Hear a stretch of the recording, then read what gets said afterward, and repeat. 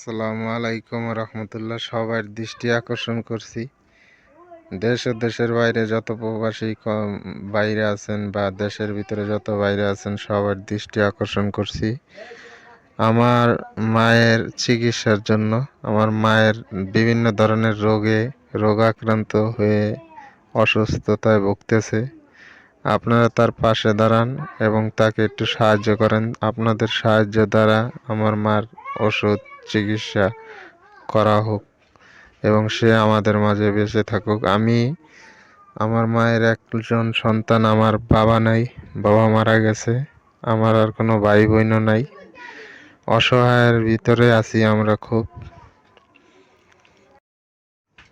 আমি সবার কাছে একটা আপত্তি করি, আমি অনেক রোগে ভুগি, অনেক কষ্ট পাই।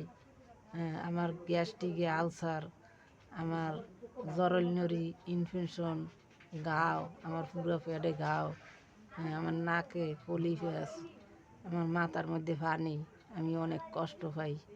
আমি একটা ডাক্তার দায়িত্ব নিয়ে আমি কোনো ওষুধ পানি খাইতে পারি না। ডাক্তার দ্বারা গেছি, কষ্ট করিয়ে পরীক্ষা করছি। পরীক্ষায় আমার এখন কইতে আছে সবাই যেন বলে আমার অপারেশন করা লাগবে। আমি টাকা বাগর কোনো অপারেশন করতে পারি না, আমি কোনো ওষুধ পানিও খাইতে পারি না। আমার পুতে পড়ালা একটু করছে, কোনো একটা চাকরি পাই নাই। অনেক ঘুরছে, কোনো চাকরি পাই নাই, কোনো কিছুই পাই নাই। এখন যে কাম করে হাতে আর পেটই বাঁচে না, তা আমার চিকিৎসা কী দিয়ে করবো? অনেক অসহায় আছি, অনেক কষ্টে আছি।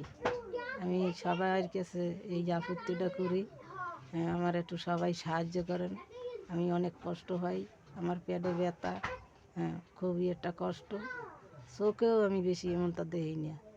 আমি নামাজ পড়ি, তারপরও সবার কাছে আমি হাজার হাজার সালাম জানাই, সবারই আমি দোয়া করব। আমি যদি এই সাহায্য পাই সবার কাছে, তাহলে আমি সবাই লেগে দোয়া করব।